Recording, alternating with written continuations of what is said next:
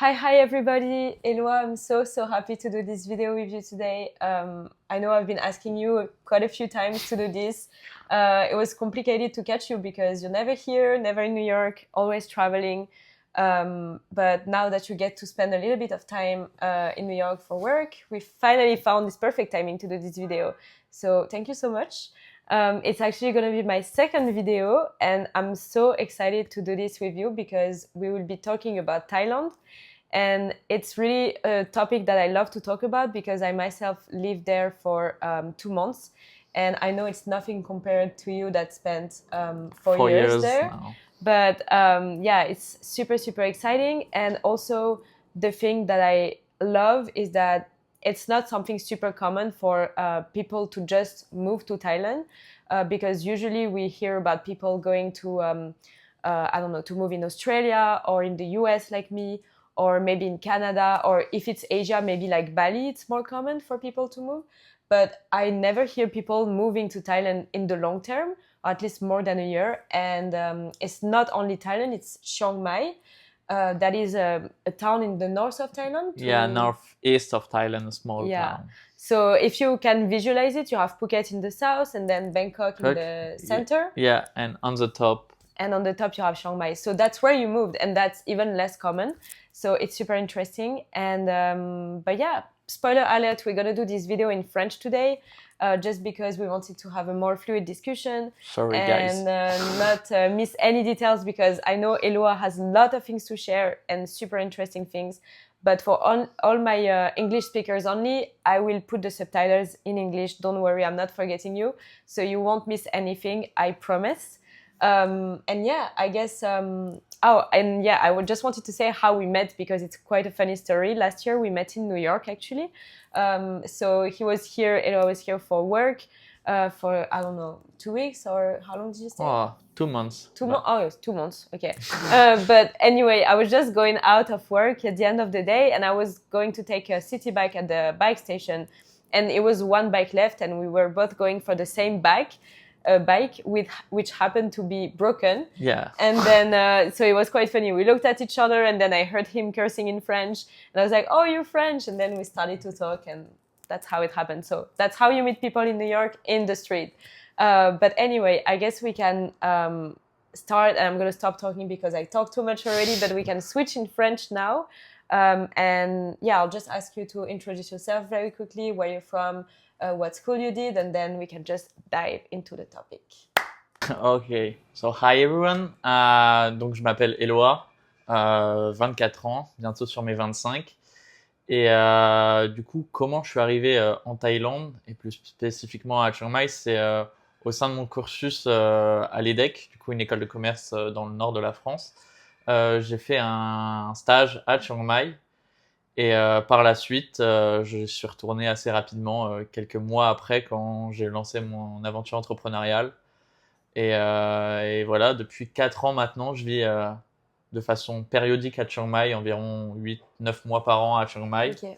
Et j'essaye de pas mal voyager aux alentours, mais Chiang Mai, la Rose du Nord, reste ma ville favorite en Thaïlande. Et je vais vous le dire pourquoi.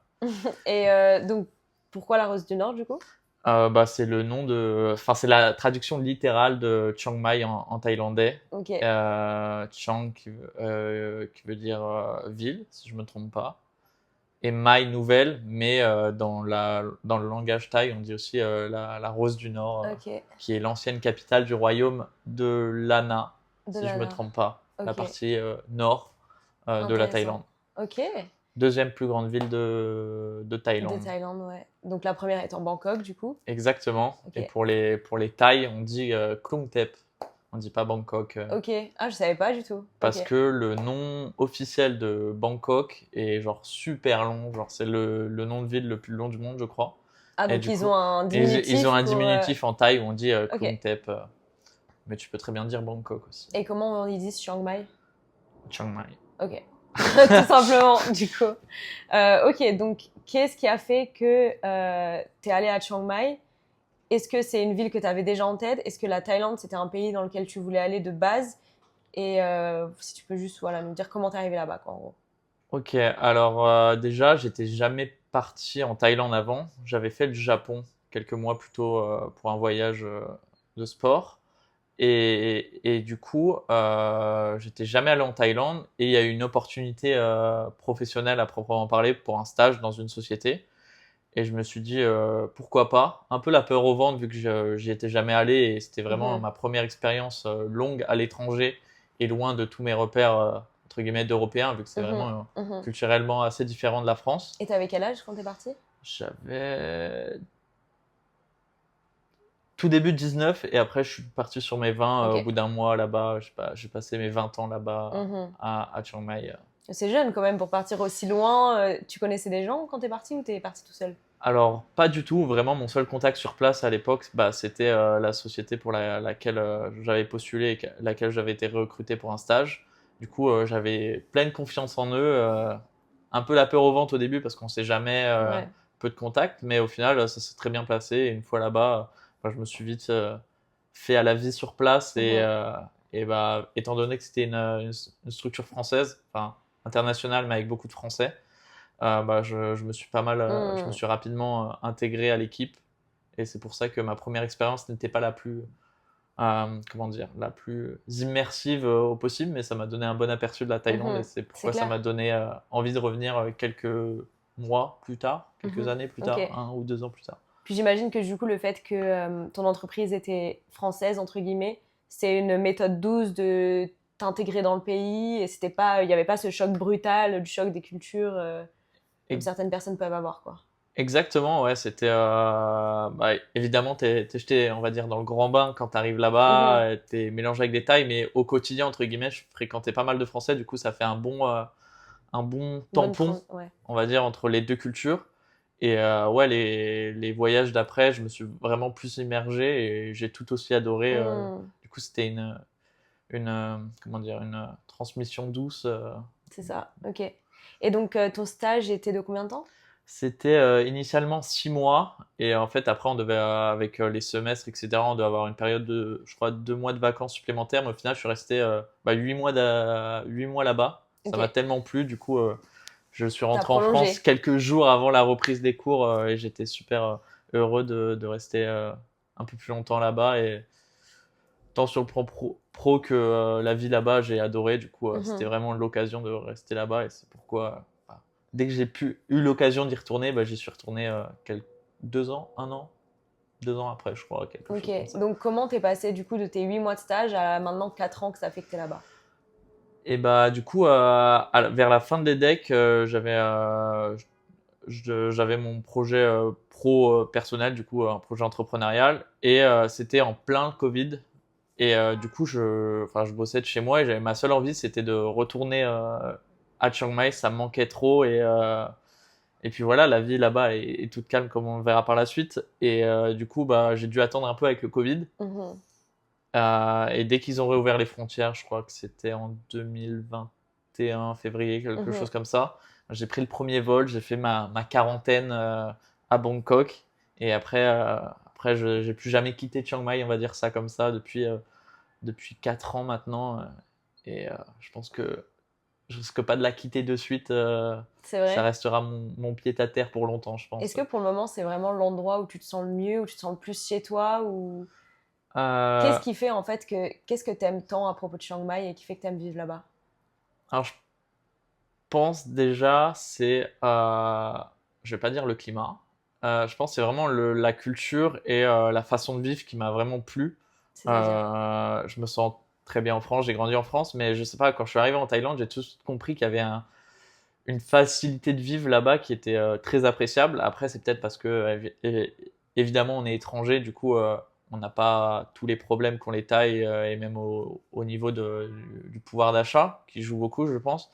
Mais il y a une facilité de vie, il y a une sécurité, une gentillesse dans les gens qui m'a énormément plu. Ok. Et ouais, et pour le moment, j'ai beau chercher, j'ai beaucoup voyagé. Et pour le moment, il y a d'autres destinations qui me plaisent, je pense, et qui me plairaient à y vivre. Mais de façon générale, pour le moment, Chiang Mai, je sais que quand j'y vais, je vais être bien et je peux Tu te rester sens chez toi? longtemps. Et voilà, du coup, je me sens pas chez moi, évidemment, parce que il y a toujours un rapport avec les Thaïs qui est assez particulier vis-à-vis des étrangers, mais ouais, je me sens, on va dire, comme chez moi là-bas. Et du coup, Et quand tu dis il y a une gentillesse chez les gens qui t'a vraiment plu, comment tu le comparais du coup avec, par exemple, la population en France ou qu'est-ce qui est différent en fait entre les gens qu'il y a là-bas et les gens qu'il y a autre part? bah déjà, la plupart des gens, quand on parle de la Thaïlande, ils pensent tout de suite au pays du sourire. Et c'est pas une Mhm, légende, c'est les gens sont souriants, ils sont heureux de vivre et ils sont super bienveillants. Et ils partagent beaucoup de choses, je trouve, malgré que ça soit pas tous les jours facile pour eux, ils sont prêts à t'inviter à manger chez eux, ok. et, etc. Et bah, j'ai grandi à Paris. Et bon, c'est vrai que les Parisiens sont pas réputés beaucoup pour leur sourire, leur bienveillance, à dire bonjour. Et la Thaïlande, ouais, ça m'a vraiment surpris, c'est qu'ils ont peu de choses et qu'ils sont vraiment Mhm, très heureux de partager avec toi. mhm, mhm. Et ouais, c'est vraiment plaisant d'y vivre. Je pense que faut le voir une fois dans sa vie. Je sais que quand j'en parle à mes grands-parents, ils disent mais c'est pareil en France, etc. Et mais Papy, mamie. papy, mamie, j'aime bien la Thaïlande, mais ils me disent moi la France c'est bien aussi. Et Hmm. j'ai beau essayer de leur Ils ont beaucoup expliquer. voyagé, tes grands-parents? Ah non, ils sont très Bretagne, Paris, C'est peut-être Bretagne, pour ça Paris. aussi, Ouais, c'est ça. Bah c'est pas la même génération par rapport à nous qui totalement. avons Mhm, pour certains une ambition de voyager à travers le monde, mhm, et eux, ils n'ont pas eu la chance de pouvoir faire ça. Et du coup, ouais, on vit dans une bonne période, je pense. mhm. Bon, il y a plein de défis écologiques derrière avec les avions, etc. Mais on va pas parler de ça. Mais ouais, c'est difficile parfois à faire comprendre aux gens qui n'ont pas eu Qui n'ont pas ni vécu en qui fait. n'ont pas vécu le voyage, Mhm, et encore moins la Thaïlande à titre personnel, de leur expliquer à quel point c'est facile de vivre là-bas, c'est plaisant, et du coup, bah faut le vivre pour le mhm. croire, je pense. Mais tu l'as expérimenté vu que tu étais.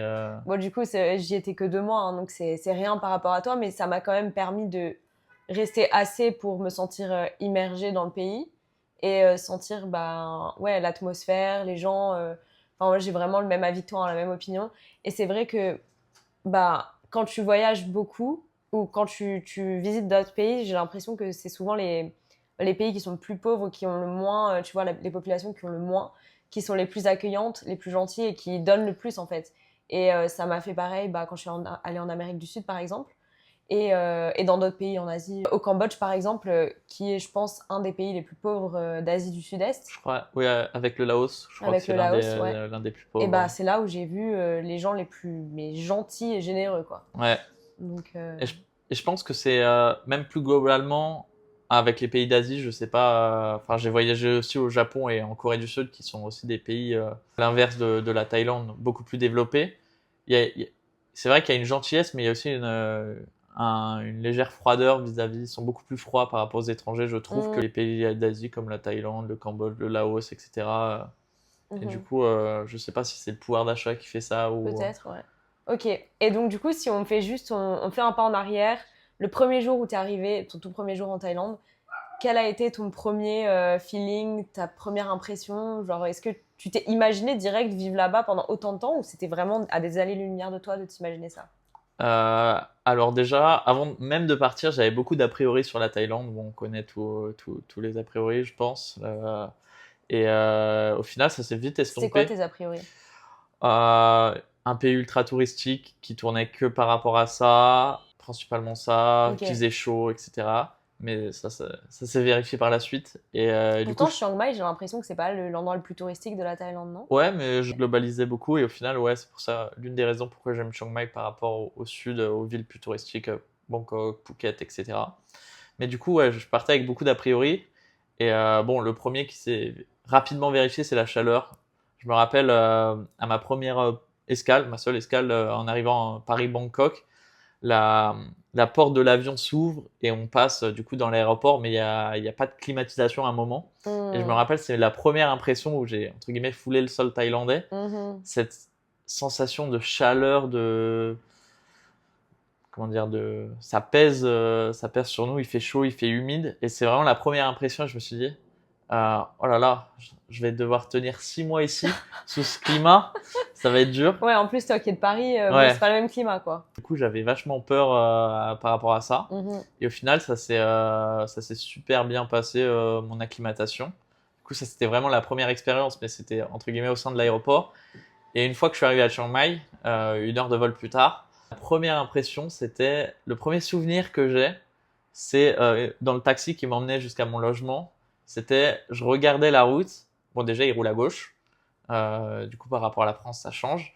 Mais c'est pas ça qui m'a marqué, c'est les câbles électriques. Ouais. On a tous, je pense, déjà vu, pas qu'en Thaïlande, mais en Asie globalement, mais en Thaïlande, il y a beaucoup ça. C'est les câbles électriques qu'on voit pendre par milliers sur un poteau. Et c'est la première chose qui m'a marqué et c'est le souvenir que j'en garde de la Thaïlande. Et tu t'es dit quoi?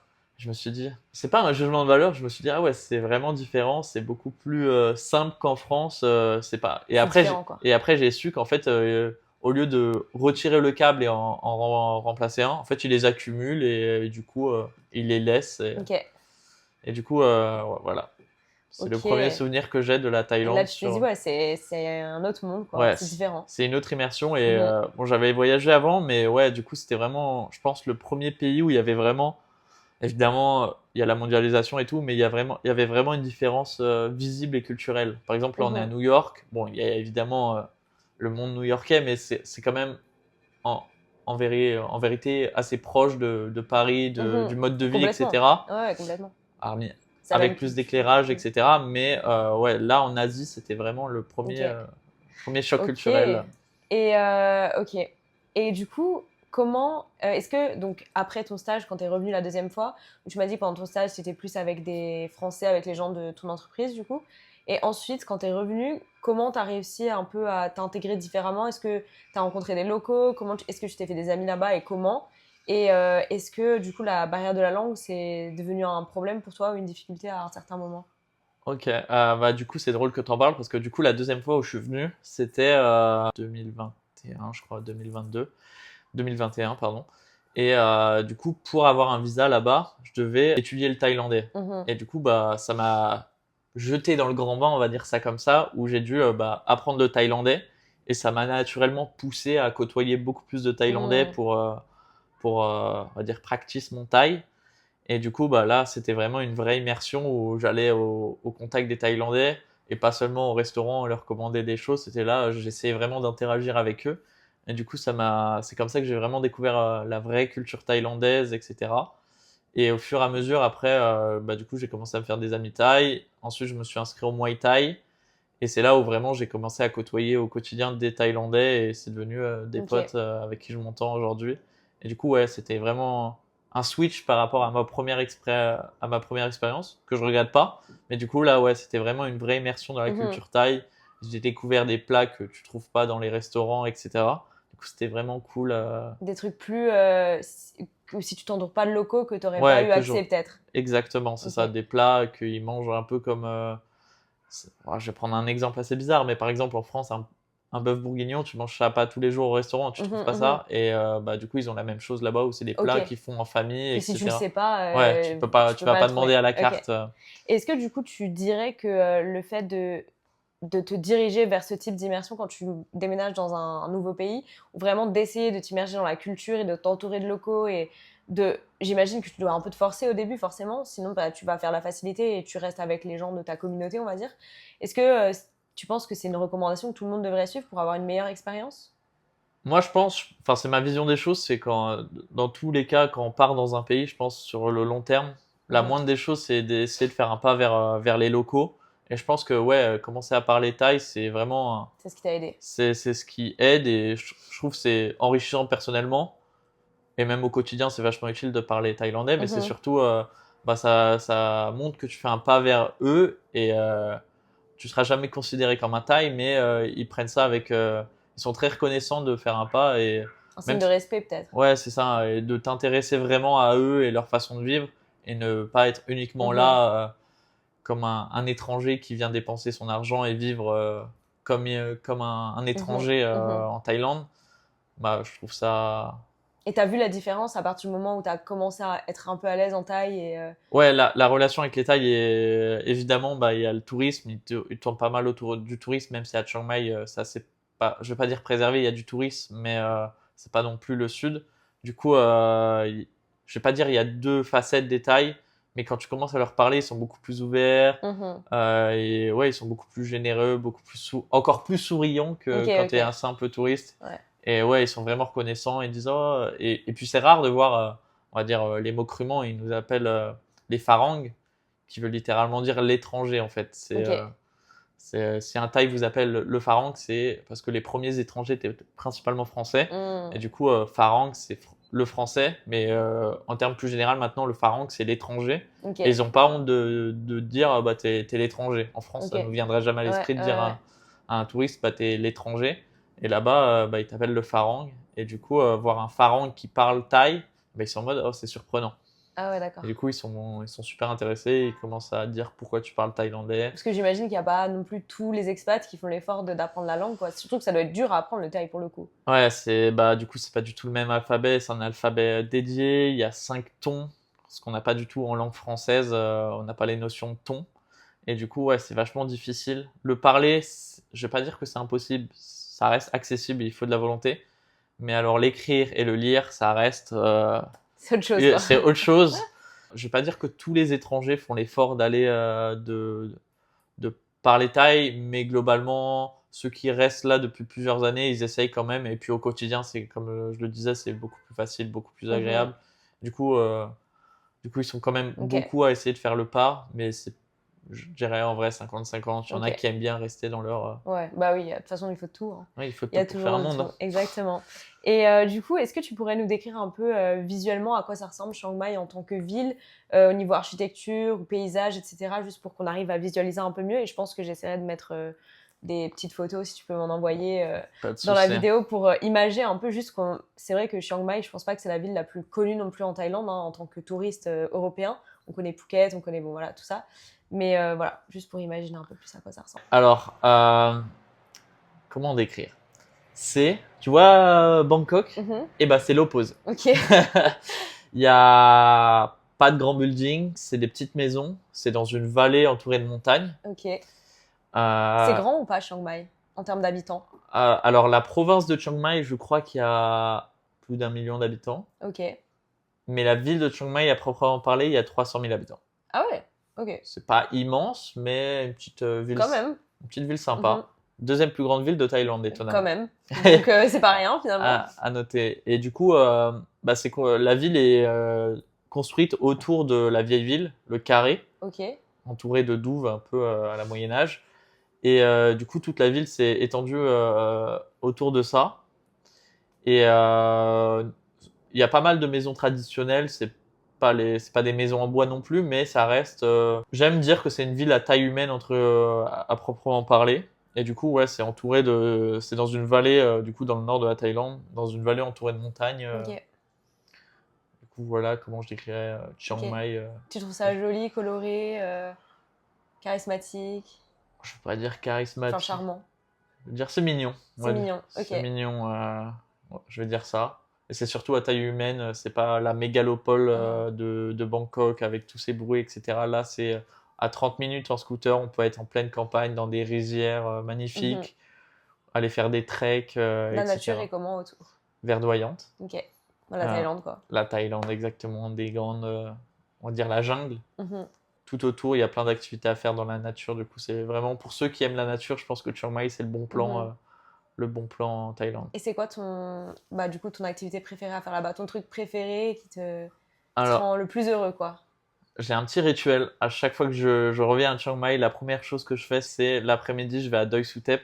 Doi Suthep, c'est quoi? C'est Wat Doi Suthep. Je t'enverrai une photo, tu pourras la mettre ici. C'est, euh, c'est le temple qui surplombe la ville de Chiang Mai. En gros, Doi Suthep, c'est le nom de la montagne qui surplombe. Et Wat Doi Suthep, du coup, Wat, c'est temple. C'est le temple qui est Sur la montagne. en haut de cette montagne et qui surplombe, du coup, qui nous donne un panorama sur la ville de Chiang Donc Mai. tu dois avoir une vue de fou. C'est Oui, il y a une vue pas mal. Après, enfin, Chiang Mai, c'est pas magnifique non plus de vue du dessus, mais ouais, il y a un beau panorama et c'est surtout le temple est vraiment magnifique. C'est un temple bouddhiste? Ouais, c'est l'un des principaux temples bouddhistes de Thaïlande qui est vachement important, qui, selon la légende, porte un bout de l'épaule de Bouddha. Ah ouais, c'est c'est C'est précis, super glauque. j'ai étudié, mais du coup, c'est vachement réputé. Il y a vraiment beaucoup Ok. de bouddhistes qui viennent juste justement pour faire le pèlerinage. Et du coup, ouais, vous verrez sur les photos, c'est vraiment magnifique de nuit, mais également de jour au coucher de soleil avec le soleil Ah ouais, ça doit être beau. qui reflète sur l'or, etc. Ah oui, parce que c'est vrai que les temples thaïlandais ont beaucoup d'or, de doré, Exactement. quoi. Exactement, ils sont un peu fans d'or et du coup, ouais, tout est avec le soleil, ça reflète et Ah ça ouais, ça donne doit des être couleurs assez beau. magnifiques à voir au moins une fois dans sa vie, je Ok, pense. donc ça c'est ton petit rituel à chaque fois que tu y retournes, quoi. Exact. Ok. Et niveau climat, en 2 mots, comment tu décrirais le climat là-bas? Il fait chaud, Mhm. il pleut pendant la saison des pluies où il pleut. Ne soyez pas dehors quand il pleut, c'est vraiment il pleut même par en dessous, comme on Ok. dit. Ok. Et évitez la période mars-avril, Ok. qui est la smoke season, qui est vraiment la période à éviter si vous venez en Thaïlande, mais vraiment spécifiquement à Chiang Mai, qui est horrible. Du Et coup, tu peux expliquer très brièvement ce que c'est la smoke season pour en, ceux qui savent pas? en gros, brièvement, c'est les agriculteurs qui fertilisent leurs champs en brûlant leurs déchets végétaux et un Mhm. peu de plastique en même temps. Et du coup, ils font tout ça en même temps. Et étant donné que c'est dans des vallées, enfin, Chiang Mai est dans une vallée, bah, toute la fumée elle reste et du coup, ça rend l'air quasiment irrespirable Ah ouais. pendant 2 mois. Il y a des jours où tu vois même pas à 50 mètres devant toi. Mhm. Tu es obligé de porter un masque pour sortir de chez toi. Ça te brûle les poumons et tu finis avec les poumons de Serge Gainsbourg au bout de 2 mois.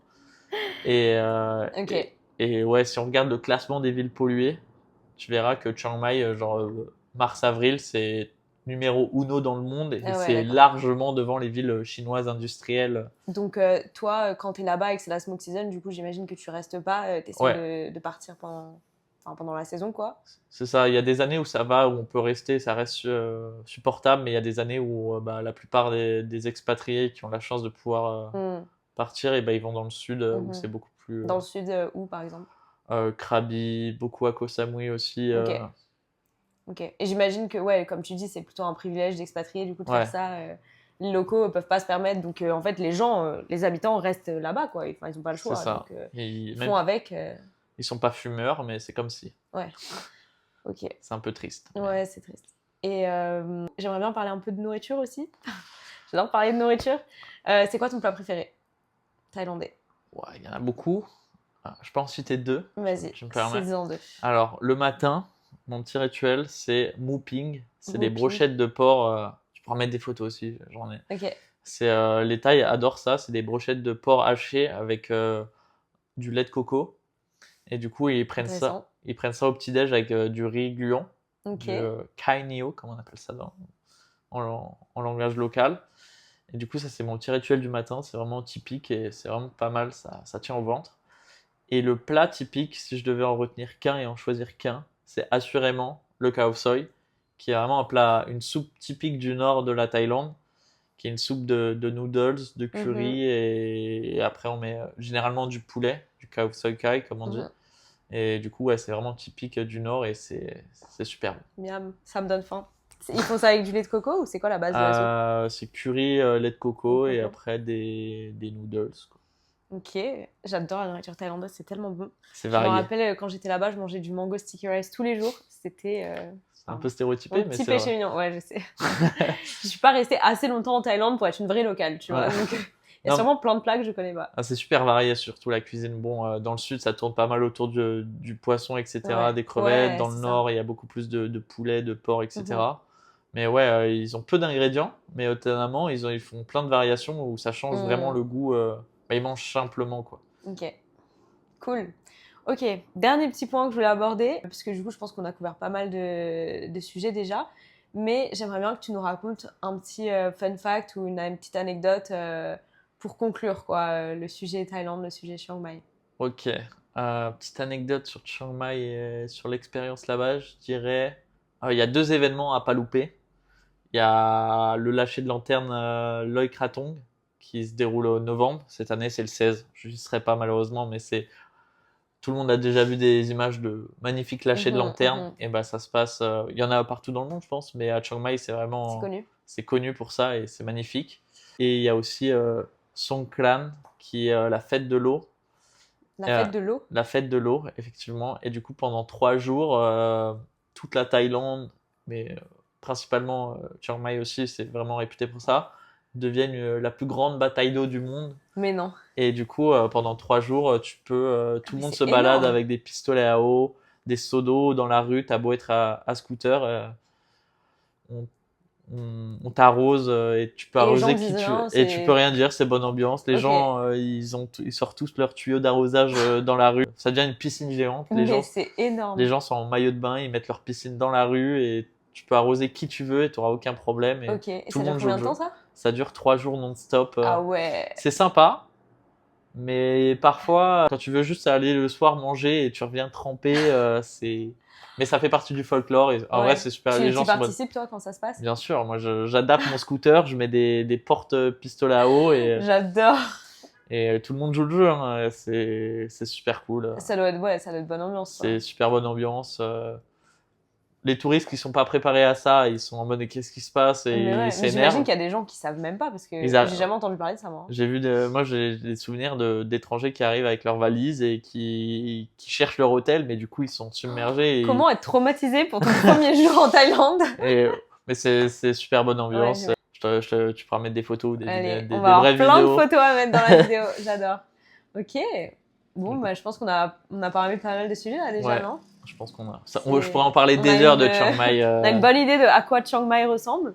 Et en tout cas, tu as l'air hyper heureux de vivre là-bas. Donc, je pense que ça doit être quand même un bon style de vie et des bonnes conditions. Ça a l'air sympa, quoi. C'est génial. Vraiment, si vous faites un saut en Thaïlande, allez bien sûr dans le sud parce que tout le monde va dans le sud. Mais si vous voulez voir la vraie Thaïlande, plus authentique et plus. Venez à Chiang Mai. C'est à 1 heure de vol de Bangkok. Je ne l'ai pas fait, mais je pense que la prochaine fois que je retourne en Thaïlande, c'est sur ma liste, c'est sûr. Et ok, bon bah, et si on finissait la vidéo avec un petit mot en thaïlandais? Ok. Qu'est-ce que tu peux nous dire en thaï là? Ok. Avec l'alarme qui va suivre. Je vais dire Kopuna Khap Tukhon Jakan, qui veut dire merci tout le monde et à bientôt. Top, merci, bye. Kopuna Khap.